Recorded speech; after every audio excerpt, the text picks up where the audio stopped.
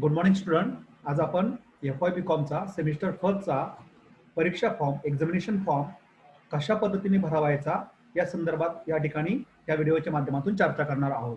मग हा फॉर्म भरत असताना आपल्याला तो विद्यापीठाच्या वेबसाईटवर न भरायचा आहे आणि मग त्या संदर्भात आपण काळजीपूर्वक तो फॉर्म भरला पाहिजे. आपले जे काही विषय तुम्ही निवडलेले असतील ते विषय बरोबर भरले गेले पाहिजेत आणि त्याचबरोबर तो फॉर्म तुम्ही विहित मुदतीत भरला गेला पाहिजे. हा फॉर्म भरत असताना तो कशा पद्धतीने भरावायचा, तर सर्वप्रथम तुम्ही विद्यापीठाची वेबसाईट त्या ठिकाणी ओपन करणार आहात. मग गुगलवर गेल्यानंतर हे तुम्ही गुगल त्या ठिकाणी ओपन केलं. इथे तुम्ही वेबसाईट आपली टाकणार आहात. जी काही विद्यापीठाची वेबसाईट आहे तर ती www.unipune.ac.in ही आपली वेबसाईट विद्यापीठाची वेबसाईट आपण त्या ठिकाणी भरणार आहोत. ती एंटर केल्यानंतर इथे ही आपली सावित्रीबाई फुले पुणे विद्यापीठाची वेबसाईट आणि इथे गेल्यानंतर होम बटनवर तुम्ही क्लिक करणार आहात. होम बटनवर क्लिक केल्यानंतर इथे एक्झामिनेशन बघा, इथे होम बटनवर क्लिक केलं तुम्ही. होम बटनवर इथे तुम्हाला बघा इथे लिंक दिसते एक्झामिनेशन सेक्शन. ह्या एक्झामिनेशन सेक्शनवर तुम्ही क्लिक करणार आहात.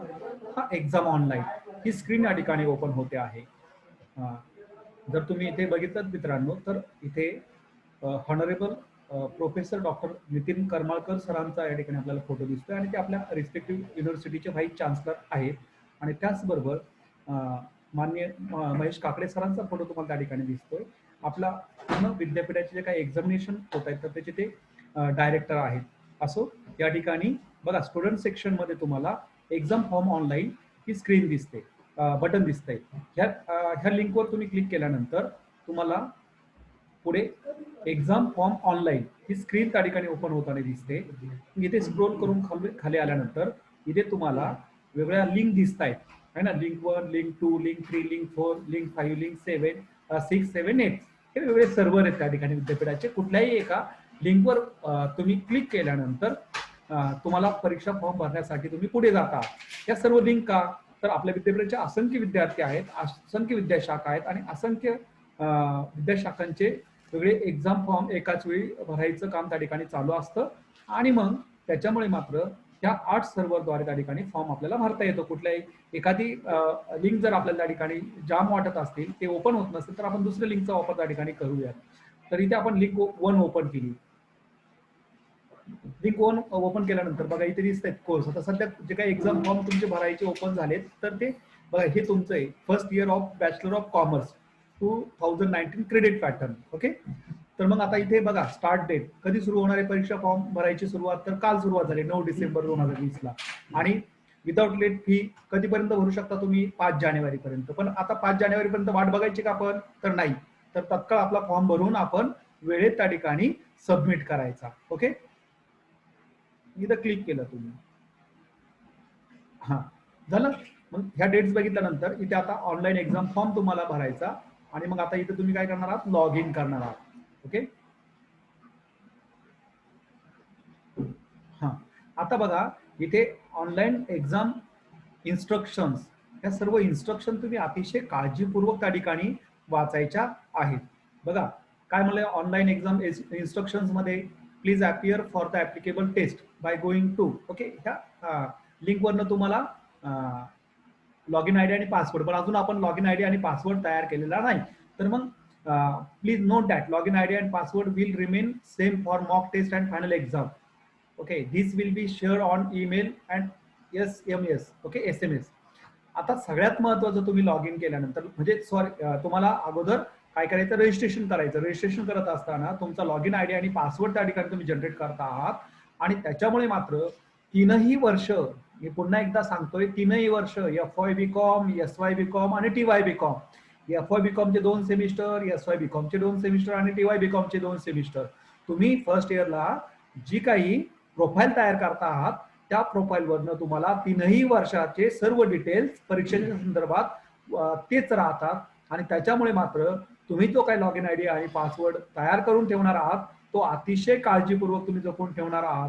बऱ्याच वेळेस मुलं आता घाई मध्ये फॉर्म भरतात, परत त्या ठिकाणी तुम्हाला तुमचं रिसिप्ट ची प्रिंट घ्यायची असते, परंतु तुम्हाला तुमचा log in I D password तुम्ही विसरलेले असतात, तुम्हाला ती रिसिप्टची प्रिंट घेता येत नाही, तुमचा रिझल्ट लागतो ऑनलाईन, त्यावेळेस देखील तुम्हाला log in I D password नसतो, पुढच्या वर्षी परत तुमचा फॉर्म भरायचा असतो, काही मुलांचे फेल होतात त्याचे परत फॉर्म भरायचे असतात, तर तो लॉग इन आय डी आणि पासवर्ड अतिशय महत्वाचा आहे. खूप सारे मुलं फॉर्म भरून टाकतात, कुठेतरी कोणाकडनं तरी फॉर्म भरून घेतात, तो त्याच्या पद्धतीने log in I D password त्या ठिकाणी तयार करत असतो, पण भविष्यात तुम्हाला तो लॉग इन पासवर्ड माहिती नसतो, त्या माणसालाही तो विसरून गेलेला असतो, तर तुम्ही कोणाकडनंही भरून घ्या, शक्यतो स्वतः तुम्ही भरू शकता फॉर्म, पण नाही भरता आला तर तुम्ही किंवा नसेल तुमच्याकडे सोय उपलब्ध तर तुम्ही भरून घ्या, परंतु लॉग इन आय डी आणि पासवर्ड हा अतिशय काळजीपूर्वक तुम्ही जपून ठेवणार आहात, याची काळजी तुम्ही तिथे घेणार आहात. मग आता इथे बघा क्रिएट अकाउंट, तुम्हाला अकाउंट क्रिएट करायचं आहे. क्रिएट अकाउंट वर गेलात, या सूचना वाचा बघा. Do not open this website in multiple tab in same browser to avoid difficulties in account profile creation. म्हणजे एकाच वेळेस खूप टॅब इथे ओपन करून ठेवू नका. Do not create new account if you have created account in previous session. तुम्ही एकदा अकाउंट ओपन केलं, परत परत नवीन नवीन अकाउंट ओपन करू नका वारंवार, एकदा एकच तयार करा आणि ते लक्षात ठेवा अतिशय काळजीपूर्वक, नाहीतर काय होतं तुमचं दोन दोन ठिकाणी तुम्ही सेम डेटा टाकता आणि तुम्हाला प्रॉब्लेम्स क्रिएट होऊ शकतात. For account creation use your valid Aadhaar number. Aadhaar number अतिशय गरजेचा आहे, आधार नंबर नसेल तर तुम्ही त्या ठिकाणी प्रोफाईल क्रिएट करायला अडचण निर्माण होते. ओनली फॉर इंडियन स्टुडंट, म्हणजे आता आपल्या विद्यापीठामध्ये परदेशी मुलं पण शिकतात, पण त्यांना आधार नाहीये, त्यांच्यासाठी वेगळं आहे, त्यांना पासपोर्ट नंबर आहे. ओके, आता तुमच्याकडे पासपोर्ट असला तरी भरू नका, तो तुम्ही आधारच भरायचा आहे, आधार नंबरच टाकायचा आहे. ओनली आधार पासपोर्ट नंबर कोणासाठी? Only for international students. Email I D and mobile number, 3 महत्वाचे नंबर तुमच्याकडे महत्वाचे. एक तुमचा आधार नंबर, 2 तुमचा चालू असलेला मोबाईल, आणि दुसरी गोष्ट हेही लक्षात ठेवा, तुमचा जो चालू मोबाईल नंबर आहे तो भविष्यात लगेच तुमचा दर महिन्याला बंद होतो.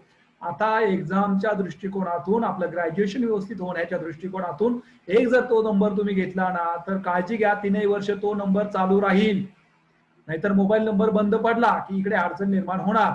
बर, मोबाईल नंबर आधार नंबर बदलत नाही, तो तर आहेच तुमच्याकडे. ओके, आणि तिसरं महत्वाचं तुमचा ईमेल आय डी. ज्या मुलांचे ईमेल आय डी अजूनही तयार केलेले नसतील त्यांनी मेल आय डी स्वतःचे तयार करा, दुसऱ्याच्या मेल आय डी वरून भरू नका. थोडासा वेळ जाईल, पण स्वतःचा ईमेल आय डी, कारण विद्यापीठ तुम्हाला त्याच्यावर नोटिफिकेशन पाठवत असतं. ठीक आहे, तर त्याच्यामुळे 3 गोष्टी महत्वाच्या, एक आधार नंबर, तुमचा मोबाईल नंबर आणि ईमेल आय डी. ओके, ह्या 3 गोष्टी महत्वाच्या आहेत. Provide valid email I D and mobile number because and OTP will be send to verify your email I D and mobile number. ज्याच्या वेळेस तुम्ही फॉर्म भरतात तर OTP, okay, one time password प्रत्येक वेळेस पाठवला जातो, कारण दुसरं तर कोणी तुमच्या नावाने लॉग इन करत नाही ना, म्हणून तुमच्या व्हॅलिड लॉग इन केल्यानंतर, तुमचा लॉग इन आय डी टाकल्यानंतर, पासवर्ड टाकल्यानंतर ते व्हेरिफिकेशन मागतं आणि तुमचा तो OTP तुमच्या मेल आय डीला आणि मोबाईल नंबरला येत असतो. म्हणून या 2 गोष्टी अतिशय जपून ठेवायच्या. Both email I D and mobile number will be use for communication purpose. म्हणजे विद्यापीठ आणि तुमच्यामध्ये जे काही कम्युनिकेशन होईल, कम्युनिकेशन थ्रू तुमचा मोबाईल नंबर आणि ईमेल आय डी, त्याच्यावर ते काही कॉल करत नाही, मेसेज येत असतो, त्या मेसेजवर लक्ष ठेवायचं, विद्यापीठात आलेले मेसेज डिलीट करायचे नाहीत. For Indian student, regular student. Okay, म्हणजे तुमच्यासाठी. If you don't have Aadhaar number it then go to your college and ask for temporary number for Aadhaar. जर आधार नंबर काढलेलाच नसेल, पण तुमच्यापैकी कोणी नाही असं, तर मग मात्र कॉलेजमधून ती सुविधा उपलब्ध करून दिली. कॉलेजमध्ये या, परीक्षा विभागामध्ये भेटा. That temporary number needs to be entered in place of Aadhaar number. Validity of temporary number is 6 months only. Within 6 months you need to update your original Aadhaar number. 6 महिने तो नंबर चालेल फक्त, परत 6 महिने दोन आपण दुसरा नंबर नाही घेता येणार तुम्हाला. तुमचा आधार नंबर तोपर्यंत मिळवून घ्या, अपडेट करून घ्या. ओके, सो ती गोष्ट त्या ठिकाणी महत्वाची. एक्सटर्नल स्टुडंट तुम्ही नाही आहात, त्याच्यामुळे त्याची काळजी करायची नाही. हा, आता तुम्ही प्रोफाईल तयार करतात बघा, इथे नॅशनॅलिटी काय घेणार, इथे नॅशनॅलिटी इंडियन, बरोबर ना. आता इथे तुमचा आधार नंबर टाकायचा, जो काही आधार नंबर आहे तो आधार नंबर तुम्ही एंटर करणार आहात. ओके, आता इथे तुम्ही तुमचा नंबर टाकणार आहात, मी इथे काही टाकत नाही. इथे student name, okay, student name त्या ठिकाणी टाकणार आहात, जे काय आहे ते सपोज या ठिकाणी टाकलं मी, ठीक आहे. इथं आधार नंबर टाकला काय आहे तो 16 अंकी. त्याच्यानंतर इथे ईमेल आयडी टाकला. ओके, मेल आयडी टाकला, मेल आयडी टाकला आणि इथं मोबाईल नंबर टाकला. ठीक आहे, बघा इथं काय म्हटलं, एंटर व्हॅलिड मोबाईल नंबर, जो चालू आहे तो, आणि जो चालू आहे तो टाकल्यानंतर तो कधीच बंद होणार नाही याची काळजी घ्यायची. हा मेल आयडी तुमचा स्वतःचा असेल याची काळजी घ्या. दुसऱ्याच्या मेल आयडी वरून भरू नका.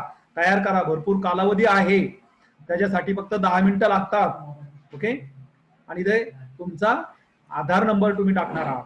आता आधार नंबर आणि मोबाईल नंबर टाकल्यानंतर ते व्हेरीफाय होणार आहे. फॉर एक्झाम्पल आता इथे, अर्थात मी विद्यार्थी नाहीये म्हणून मी त्या ठिकाणी पुढे जाणार नाही, पण इथे माझा आधार नंबर टाकला मी.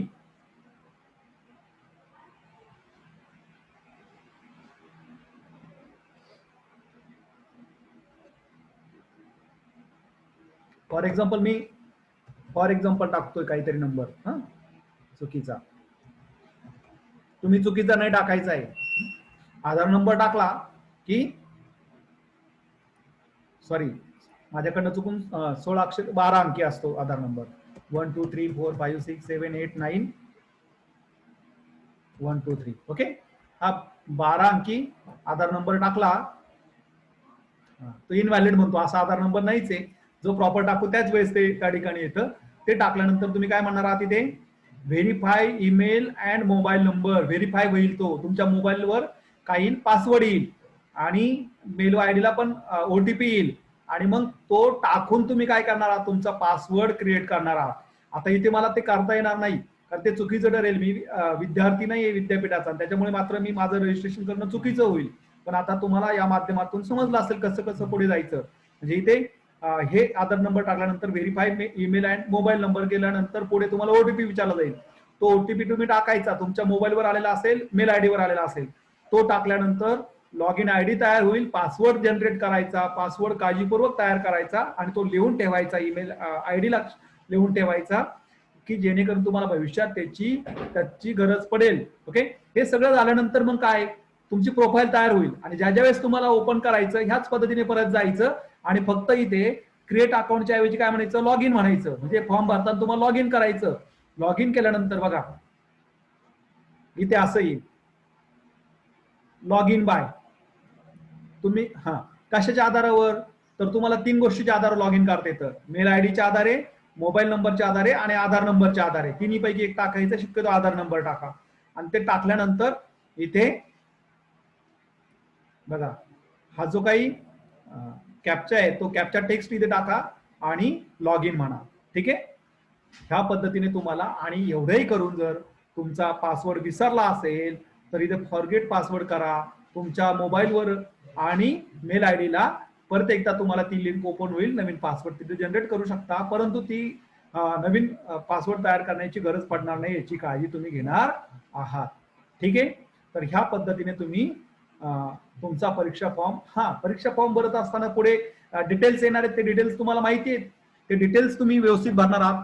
डिटेल्स भरत असताना व्यवस्थित विषय, प्रत्येक विषय निवडला का. बघा आता आपला फिनान्शियल अकाउंटिंग हा कंपल्सरी विषय, त्याच्यानंतर इकॉनॉमिक्स हा कंपल्सरी विषय तुमचा, त्याच्यानंतर मार्केटिंग हा कंपल्सरी ऑप्शनल विषय आपल्याकडे, बरोबर. त्याच्यानंतर OSD ला और काय तुमचा कमर्शियल जॉग्राफी. ज्यांनी कमर्शियल जॉग्राफी घेतला असेल त्यांनी कमर्शियल जॉग्राफी घ्या. ज्यांनी ऑफिस OSD घेतला असेल त्यांनी OSD त्या ठिकाणी घ्या. त्याच्यानंतर पुढे मॅथ्स ज्यांनी घेतला असेल त्यांनी मॅथ्स घ्या. त्याला और काय कॉम्प्युटर आहे, म्हणजे कॉम्प्युटरचा विषय जर तुम्ही घेतलेला असेल तर कॉम्प्युटर तिथे निवडा, अदरवाईज मॅथ्स घ्या. दोन्ही एका वेळेस घ्यायचे नाहीत.